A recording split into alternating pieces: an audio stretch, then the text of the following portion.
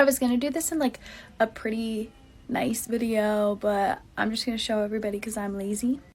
I got through the first month of my temperature blanket and I'm so excited. So the month started with like a random peak into the 50s. So that's that gray. And this color that's got like the marbled color is the 20s. This is the 30s. The white, this color is the 40s. So kind of started in the 40s, then went down to in the 20s, and then the 30s and 40s again for a while. And then we had a random pop of below 20. And other than that, it's kind of been consistently in the 20s and 30s. I'm so excited. So I just finished February on my temperature blanket, and for people who don't know what a temperature blanket is, it's basically a blanket where you knit or crochet a row for every day with the temperature that corresponds to that day. So for reference, here's my color chart, and I went by the highest perceived temperature for the day, or the highest real feel. And this is my blanket so far. Because it's bunched up on the cord, I can't really tell how big it's going to be when it's all done, but I kind of like that it's going to be kind of a surprise when it's all finished. So February starts around here, so we can see it started in the 20s, it went to the 30s, then down to the 20s again, and then it got a little bit crazy. It went from 20s to 50s to 30s to below 10, and then back to the 20s, 30s, 40s, 50s. It was a little bit crazy. And then this is the wrong side where all of the colors kind of knit together. I think this side looks so cool. So yeah, I'm pretty proud of myself. I feel like it's coming out really good, and this is the biggest project I've ever taken on, so I'm excited. I just finished knitting March in my temperature blanket. For anybody that doesn't know what a temperature blanket is, you knit or crochet a row for every day of the year, and there is a color that corresponds with the temperature that it was that day. So now that we are 3 months through the year, I am 1/4 of the way through this blanket, and it's going to be huge. I'm not 100% sure how long it's going to be because it's all bunched up on this cord, so it'll be a surprise when it's finished. I'm not 100% sure where March starts. I think it's somewhere around here, so we can see that it's definitely been getting a lot warmer. So I'm going by the highest perceived temperature for the day when I knit my row, and so there was a day that it actually broke the 80s, which is crazy. So here's a view of the whole thing. We can see that it's starting to get warmer because it's starting to get darker at the top, and I can't wait to see how April turns out. I just finished April on my temperature blanket. I started knitting this blanket in January. I've been doing a row every day with the color that corresponds with the temperature it was that day. So if you didn't know, now you know. And I wasn't really prepared for how big it was going to be. At this point, this is the blanket, bottom to top. And I have no idea how wide it's going to be because it's all bunched up on the cord. So I won't know until it's done.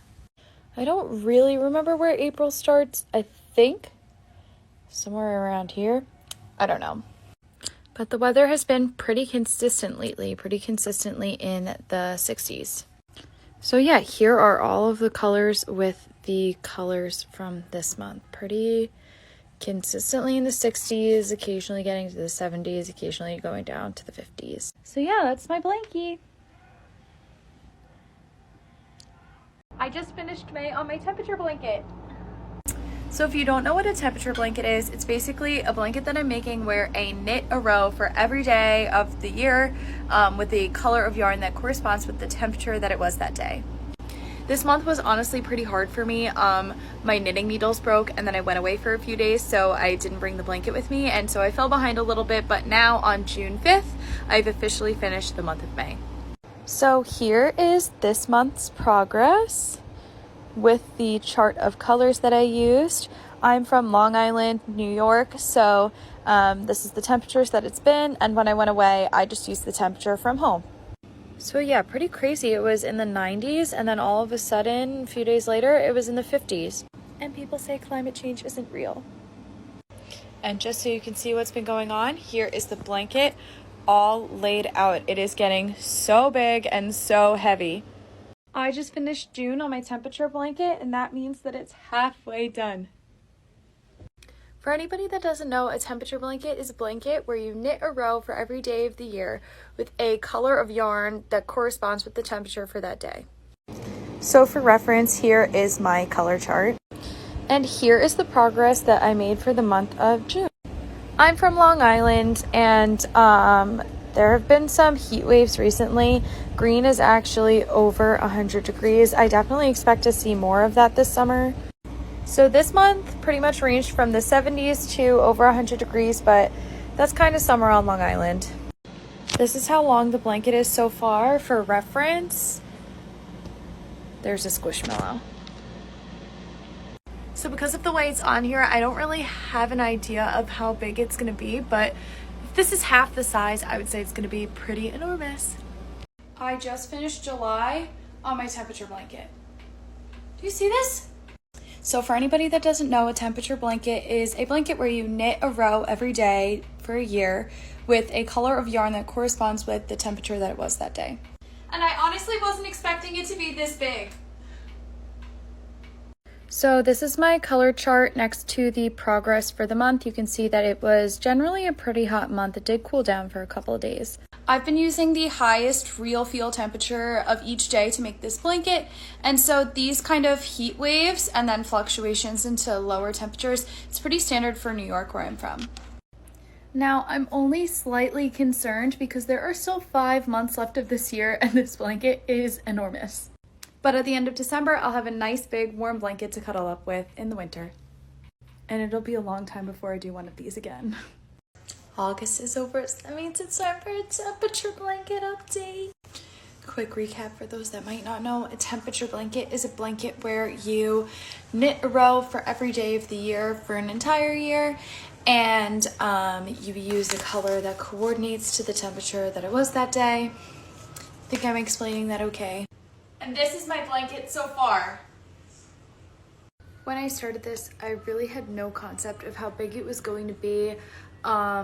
I would estimate now it's going to be about the size of like a queen size blanket.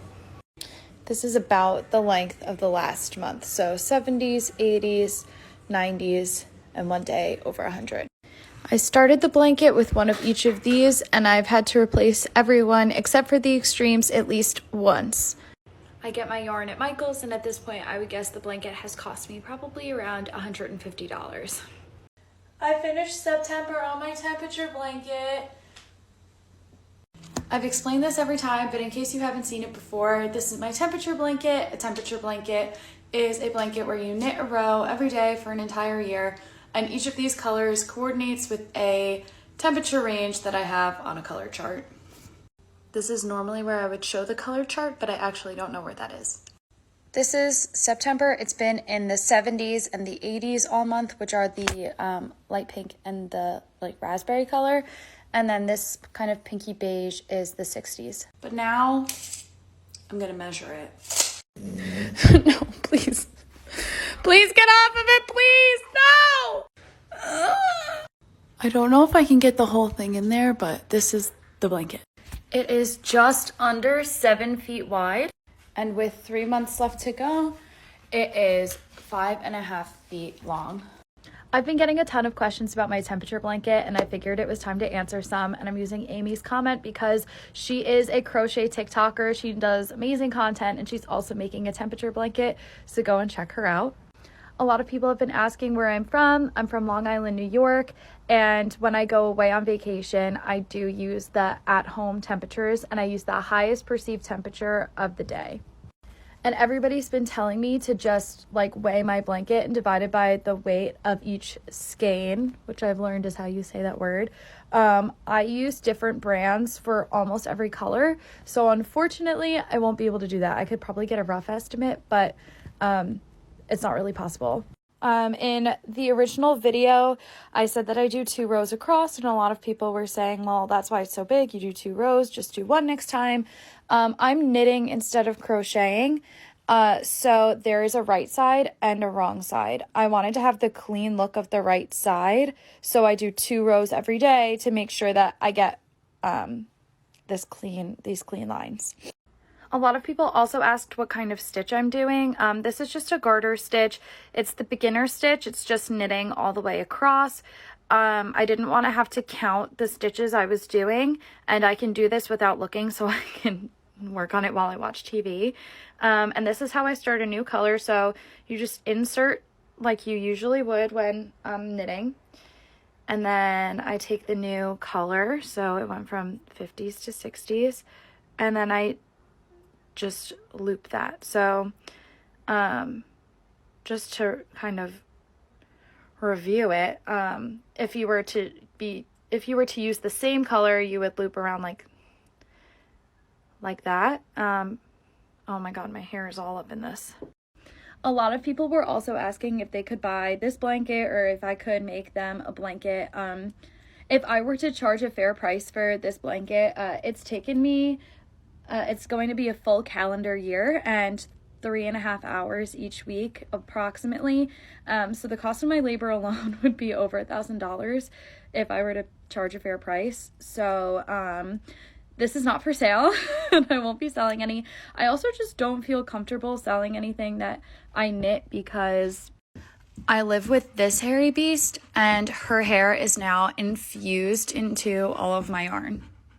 That is both gross and very dangerous for people who have dog allergies. So follow along for the rest of the blanket. I'll keep posting updates until the blanket is done. There's only 2 months left in the year, which is crazy, but each month is about a foot of blanket, so there's still lots to go.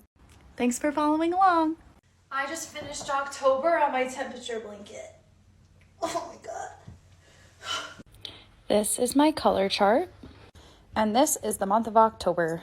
This thing is so big, when I'm working on it, both of my parents can fit underneath it when we watch TV. And it takes me about 15 minutes to get across, so it takes about 30 minutes to add a full day to the blanket. I probably won't be doing this again for 2022 because I don't need 2 enormous blankets. But if I did do this again, I wish I had created a spreadsheet so that I could keep track of how many skeins I used of each color, so that I knew just how much I spent on it and how many feet or yards of yarn I used.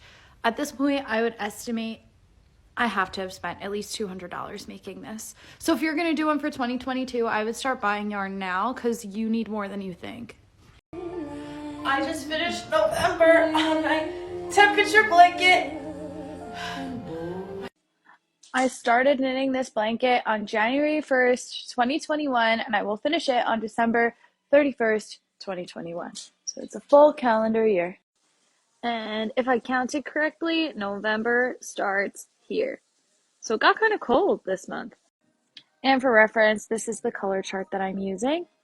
Some people wanted a breakdown of this, so below 20 degrees, 20 to 30, 30 to 40, 40 to 50, 50 to 60, 60 to 70, which I ran out of this month, and every Michaels in my area was sold out. So for the rest of this month, I had to either round up or down if it was in the 60s. 70 to 80, 80 to 90. I think this is 90 to 100, but I lost the label. This is my best guess. And this is over 100. And that's November. There's only 1 month left of the blanket, which is... I just finished December on my temperature blanket, which means it's officially finished. I started knitting this blanket on January 1st, 2021, and I knit a row every single day with a color that corresponded to the highest perceived temperature of that day every single day for the entire year, and I just finished it. This is what the month of December looked like, and this is my color chart that I used. And this is the year from January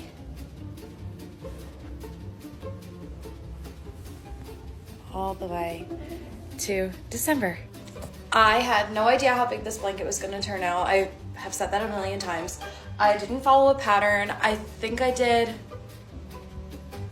300 stitches across, 350. It's a garter stitch. I used 5mm needles. This is just the longest size I could find on Amazon. And I did 2 rows for every day.